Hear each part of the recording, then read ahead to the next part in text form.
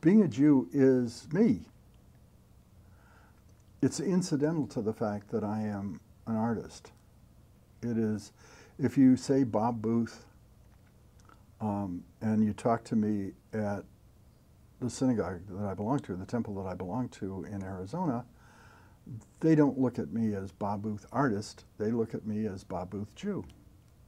And that's all there is to it. And you know, that's as simply as I can put it. Being an artist is having been an artist was the fiber of my life. Being a Jew is the fact of my life.